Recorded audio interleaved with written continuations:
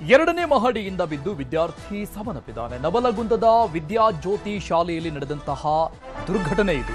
10 ವರ್ಷದ ಆಕಾಶ್ ನೀಲಣ್ಣವ ಮೃತಪಟ್ಟಂತಹ ಬಾಲಕ ಎರಡನೇ ಮಹಡಿಯಿಂದ ಕೆಳಗೆ ಬಿದ್ದು ಮೃತಪಟ್ಟಿದ್ದಾನೆ. ಶಾಲೆಯಲ್ಲಿ ನವಲಗುಂದದ ವಿದ್ಯಾಜ್ಯೋತಿ ಅನ್ನುವಂಥ ಶಾಲೆಯಲ್ಲಿ ಈ ಬಾಲಕ ಮೃತಪಟ್ಟಿರುವುದು. ಎರಡನೇ ಫ್ಲೋರ್ನಿಂದ ಕೆಳಗೆ ಬಿದ್ದಿದ್ದಾನೆ. 4ನೇ ತರಗತಿಯಲ್ಲಿ ಓದ್ತಾ ಇದ್ದಂತಹ ಬಾಲಕ ಆಕಾಶ್ ಆಡಳಿತ ಮಂಡಳಿಯ ನಿರ್ಲಕ್ಷ್ಯದಿಂದ ಸಾವಾಗಿದೆ ಅಂತ ಆರೋಪವನ್ನ ಮಾಡ್ತಾ ಇದ್ದಾರೆ. ಈಗ ಕಿಮ್ಸ್ ಆಸ್ಪತ್ರೆಗೆ ಶವವನ್ನ ರವಾನೆ ಮಾಡಲಾಗಿದೆ. ಸ್ಥಳಕ್ಕೆ ನವಲಗುಂದ ಪೊಲೀಸರು ಭೇಟಿ ಕೊಟ್ಟು ಪರಿಶೀಲನೆ ಮಾಡ್ತಾ ಇದ್ದಾರೆ. ಅಂದ್ರೆ ಬಾಲಕನ ಪೋಷಕರು ಗಂಭೀರ ಆರೋಪ ಮಾಡ್ತಾ ಇದ್ದಾರೆ. ಇದಕ್ಕೆಲ್ಲ ಹೊಣೆ ಶಾಲಾ ಆಡಳಿತ ಮಂಡಳಿಯವರೇ ಅಂತ ಗಂಭೀರವಾದಂತ ಆರೋಪ ಮಾಡ್ತಾ ಇದ್ದಾರೆ. ಅವರ ನಿರ್ಲಕ್ಷ್ಯದಿಂದ ನಮ್ಮ ಮಗ ಸತ್ತು ಹೋಗಿದ್ದಾನೆ ಅಂತ ಹೇಳ್ತಾ ಇದ್ದಾರೆ.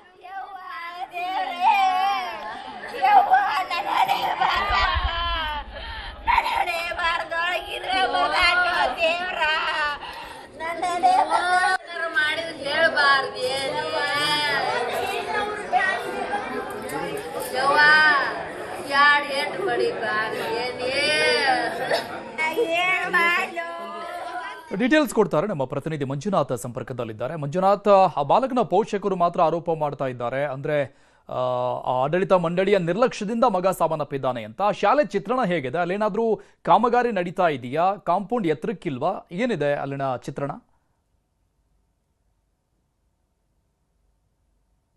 ಎಸ್ ಮಂಜುನಾಥ್.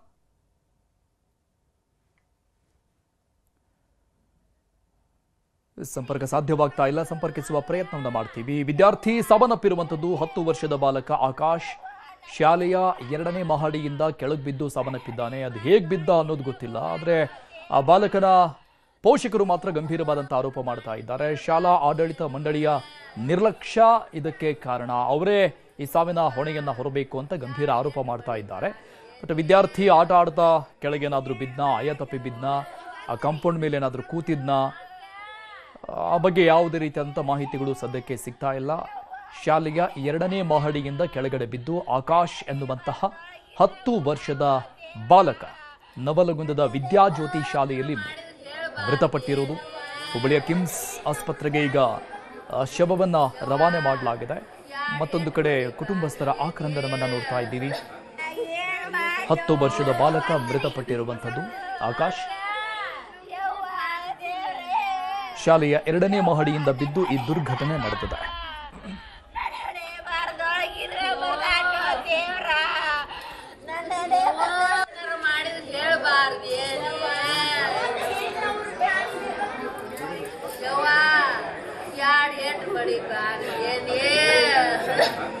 ಕುಟುಂಬಸ್ಥರ ಆಕ್ರಂದನ ಮುಗಿಲು ಮುಟ್ಟಿದೆ. ಮಗನನ್ನ ಕಳೆದುಕೊಂಡಂತಹ ಹೆತ್ತವರ ಆಕ್ರಂದನವನ್ನ ನೋಡ್ತಾ ಇದ್ದೀವಿ. ಎಂದಿನಂತೆ ಶಾಲೆಗೆ ಹೋದಂಥ ಮಗ ಇವತ್ತು ವಾಪಸ್ ಬರ್ತಾ ಇಲ್ಲ ಮನೆಗೆ ಅನ್ನುವಂತಹ ನೋವು ಅವರಲ್ಲಿ ಕಾಡ್ತಾ ಇದೆ. ಈ PT ಪೀರಿಯಡ್ನಲ್ಲಿ ಏನಾದರೂ ಆ ಬಾಲಕ ಹೊರಗಡೆ ಬಂದು ಆಟ ಆಡ್ತಾ ಏನಾದರೂ ಬಿದ್ದ, ಅಥವಾ ಕ್ಲಾಸ್ ನಡೆಯುವಂಥ ಟೈಮ್ನಲ್ಲಿ ಏನಾದರೂ 2ನೇ ಮಹಡಿಯಲ್ಲಿ ಆತನ ಕೊಠಡಿ ಇತ್ತ, ಅಲ್ಲಿಂದ ಆಚೆ ಬಂದು ಆಯ ತಪ್ಪಿ ಬಿದ್ನ, ಆಟ ಆಡ್ತಾ ಆಡ್ತಾ ಸ್ನೇಹಿತರ ಬಳಿಯಿಂದ ಕೆಳಗಡೆ ಬಿದ್ನ, ಆ ಬಗ್ಗೆ ಮಾಹಿತಿ ಬರಬೇಕು. ಡೀಟೇಲ್ಸ್ ಕೊಡ್ತಾರೆ ನಮ್ಮ ಪ್ರತಿನಿಧಿ ಮಂಜುನಾಥ್ ಸಂಪರ್ಕದಲ್ಲಿದ್ದಾರೆ. ಮಂಜುನಾಥ್, ಆಕಾಶ್ ಬಾಲಕ ಮೃತಪಟ್ಟಿರೋ ಡೀಟೇಲ್ಸ್ ನೋಡ್ತಾ ಇದ್ದೀವಿ. ಪೋಷಕರು ಮಾತ್ರ ಶಾಲೆಯವರ ವಿರುದ್ಧನೇ ಆರೋಪ ಮಾಡ್ತಾ ಇದ್ದಾರೆ. ಆ ಶಾಲೆ ಚಿತ್ರಣ ಏನಿದೆ, ಹೇಗೆ ನಡೆದಿದೆ ಘಟನೆ?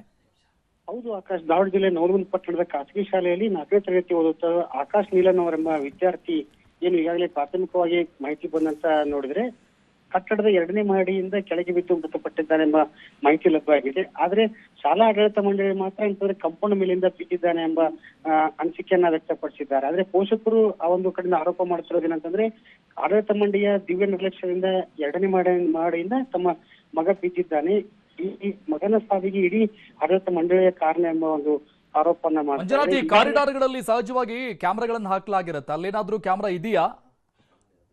ಈಗಾಗಲೇ ಕೂಡ ಖಾಸಗಿ ಶಾಲೆಯಲ್ಲಿರುವಂತಹ ಈ ಆವರಣದಲ್ಲಿ ಇರ್ಬೋದು, ಕಟ್ಟಡದಲ್ಲಿ ಕೂಡ CCTVಯನ್ನ ಅಳವಡಿಸಲಾಗಿದೆ. ಆದ್ರೆ CCTVಯ ಫುಟೇಜ್ಗಳನ್ನ ಈಗಾಗಲೇ ಪೊಲೀಸರು ವಶಕ್ಕೆ ಪಡೆದುಕೊಂಡು ಪರಿಶೀಲನೆಯನ್ನ ಆರಂಭ ಮಾಡಿದ್ದಾರೆ. ಈಗ ಮೃತಪಟ್ಟಂತ ಬಾಲಕನ ಶವವನ್ನು ಹುಬ್ಬಳ್ಳಿಯ ಕಿಮ್ಸ್ಗೆ ರವಾನೆ ಮಾಡಲಾಗಿದೆ. ಒಂದ್ ಕಡೆಯಿಂದ ಹುಬ್ಬಳ್ಳಿಗೆ ಕಿಮ್ಸ್ಗೆ ರವಾನೆ ಮಾಡುವಂತಹ ಶವ ಅಲ್ಲಿದ್ರೆ ಇನ್ನೊಂದ್ ಕಡೆ ಏನಂತಾರೆ ಕುಟುಂಬಸ್ಥರ ಆಕ್ರಂದನ ಮುಗಿಲು ಮುಟ್ಟಿದೆ ಅಂತ ಹೇಳ್ಬೋದು. ಯಾಕಂತಂದ್ರೆ ಮಗನ ವಿದ್ಯಾಭ್ಯಾಸಕ್ಕಾಗಿ ಉತ್ತರಣಕ್ಕಾಗಿ ಏನಂತಂದ್ರೆ ಆ ಶಾಲೆಗೆ ಒಂದು ದಾಖಲೆಯನ್ನ ಮಾಡಿದ್ದಾರೆ. ಕಳೆದ 1 ವಾರ ಹಿಂದೆ ಅಷ್ಟೇ ಏನಂತಂದ್ರೆ ಶಾಲೆಗೆ ಮಗುವನ್ನ ಬಿಟ್ಟಿರ್ತಾರೆ. ವಸತಿ ಮತ್ತು ಶಾಲೆ ಇದ್ದಂತ ಈ ಶಾಲೆಯಲ್ಲಿ ಏಕಾಏಕಿಯಾಗಿ ಮಗು ಬಿದ್ದು ಸಾವನ್ನಪ್ಪಿರೋದ್ರು ಒಂದ್ ಕಡೆ ಸಂಶಯಾಸ್ಪದ ಆಗಿರೋದ್ರಿಂದ ಈ ಪೋಷಕರು ಕೂಡ ಒಂದು ಆಡಳಿತ ಮಂಡಳಿ ದೂರು ಕೊಡೋದು ಕೂಡ ಮುಂದಾಗಿದ್ದಾರೆ. ಆದ್ರೆ ಈ ದೂರು ಯಾವ ರೀತಿ ಆಗುತ್ತೆ ಎಂಬುದು ಕೂಡ ದೂರಿನ ನಂತರ ತಿಳಿದು ಬರುತ್ತೆ. ಒಟ್ಟಾರೆಯಾಗಿ ಏನಂತಂದ್ರೆ ಒಂದ್ ಕಡೆಯಿಂದ ಮಗು ಸತ್ತಿರೋದು ಕೂಡ ಹಲವಾರು ಅನುಮಾನಗಳಿಗೆ ವ್ಯಕ್ತ ಆಗಿದೆ ಅಂತ ಹೇಳ್ಬೋದು.